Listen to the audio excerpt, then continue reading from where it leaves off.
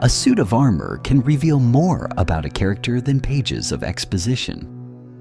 The Royal Remains set, worn by enigmatic Ensha, transforms scattered item descriptions and environmental clues into one of Elden Ring's most unsettling narratives. At first glance, it resembles the blackened plate armor of a noble warrior. Its silhouette is unmistakably knightly. A closed helm, articulated plates, and a regal bearing that suggests service to a powerful lord. Yet something immediately feels unnatural. Where one expects polished steel, there are bones. A grinning skull emerges from the helmet. Fragments of human remains protrude from the armor's surface. The distinction between armor and corpse has begun to disappear. Rather than protecting the dead, the armor appears to have been built from them. The set draws upon several historical and artistic traditions to create its unsettling appearance. The overall silhouette resembles the armored effigies found atop medieval European tombs. Throughout the High and Late Middle Ages, noblemen and knights were often depicted in stone wearing their finest armor, eternally preserving their rank and status in death. These funerary monuments presented the deceased not as decaying bodies, but as idealized warriors resting between life and eternity. The Royal Remains set evokes these memorial sculptures, but transforms them into something far more disturbing. The figure has not been immortalized in stone. Instead, the remains themselves appear to have risen from the tomb and taken physical form. The armor also recalls the tradition of religious reliquaries. Across medieval Europe, the bones of saints and revered figures were preserved within elaborate containers of gold, silver, and precious materials. Such relics were believed to retain spiritual significance long after death. FromSoftware draws upon this visual language, but alters its meaning. The bones embedded within the Royal Remains set are not hidden away and venerated from afar. They are worn directly upon the body. The remains have become armor.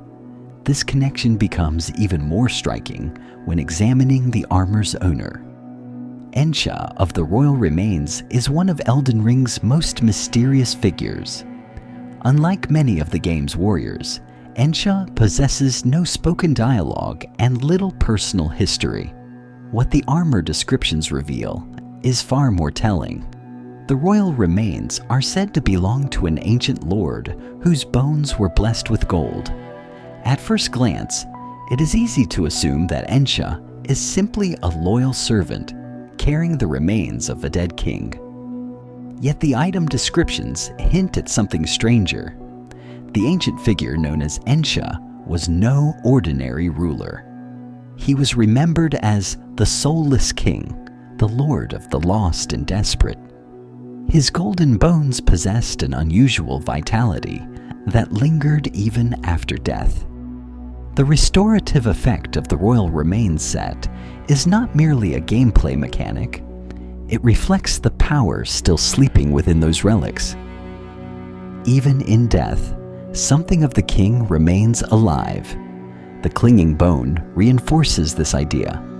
Fashioned from the arm of the ancient king himself, it is less a weapon than a preserved fragment of a person. Its description contains a curious line.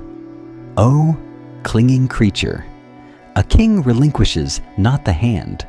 The phrase suggests a ruler whose grasp extends beyond death itself. Even separated from flesh, his hand continues to steal vitality from the living. The king's authority endures through his remains.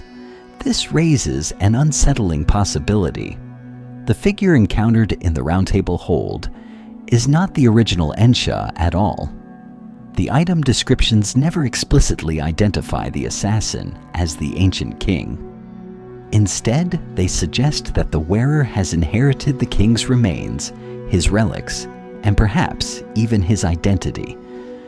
By donning the armor fashioned from those sacred bones, and wielding the king's own arm, the bearer becomes the latest vessel through which Ensha continues to exist. If so, Ensha of the royal remains is not a name, it is a role. Historically, many cultures placed immense importance upon preserving the memory of rulers and ancestors. Tomb guardians protected royal burial sites. Loyal retainers devoted their lives to dynasties long after individual kings had died. Religious relics were believed to preserve the presence of saints beyond the grave.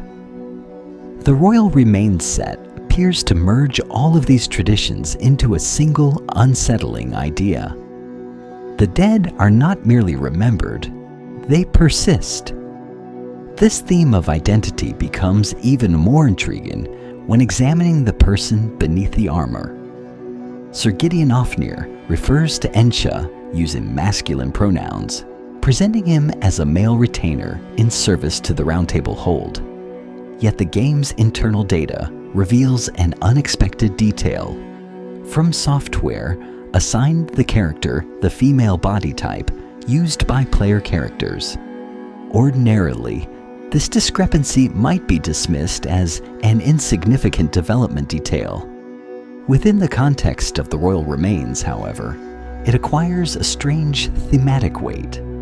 If the figure encountered by the player is merely the latest bearer of the Royal Remains, then the contradiction begins to make sense.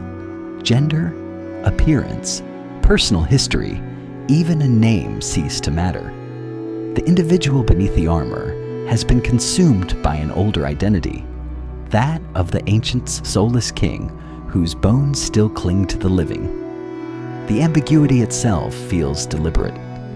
Ensha never speaks. No personal history survives. The game offers only fragments: an assassin, a servant, a keeper of another's legacy. The person beneath the armor remains hidden because the person is no longer important. What survives is Ensha. Even the armor's silhouette reinforces this theme. Most knightly armor in Elden Ring emphasizes strength, authority, and protection through clean lines and solid construction. The Royal Remains set is different. The exposed bones disrupt the smooth surfaces of the armor and draw the eye toward death rather than martial prowess. The wearer resembles neither a living knight nor a conventional undead creature. Instead, they appear suspended between the two. The helmet deserves particular attention. Where many noble helms are designed to project authority or individuality, the Royal Remains helm presents a skeletal visage. Human features vanish beneath the grinning face of death itself. The effect is not one of intimidation alone. It suggests the gradual erasure of personal identity. The individual beneath the helmet ceases to matter. What remains is the memory of another. This idea extends beyond the armor's appearance and into its function. The Royal Remains set slowly restores health when its wearer approaches death. Mechanically, it is a subtle effect. Symbolically, however, it is deeply revealing. The armor suggests that life continues to cling to the remains of the dead. Death has occurred, but it has not fully completed its work. Something persists. This is a recurring theme throughout Elden Ring. The lands between are filled with beings who exist in states of suspension, neither fully alive nor truly dead. The Royal Remains set captures this ambiguity perfectly. The bones it displays are relics of mortality, yet they continue to exert influence upon the world around them. The Royal Remains set is not simply a suit of armor decorated with skulls to appear frightening. Every element of its design communicates devotion, remembrance, and the lingering power of the dead. That is why the Royal Remains set is one of the most memorable armor designs in Elden Ring. It combines the imagery of medieval funerary monuments, the traditions of relic veneration, and the universal symbolism of mortality into a single visual narrative. More importantly, it serves as a biography, not merely of the assassin who wears it, but of the king whose remains it preserves. The royal remains set is not the story of a servant devoted to a dead ruler. It is the story of a ruler who refused to die. Through sacred relics, golden bones, and the people who inherit them, Ensha continues to persist long after his age has passed. Each new bearer surrenders a piece of themselves to the memory of the Soulless King until the distinction between ruler and servant, living and dead, wearer and worn disappears entirely. The armor is not something Ensha wears. The armor is how Ensha survives.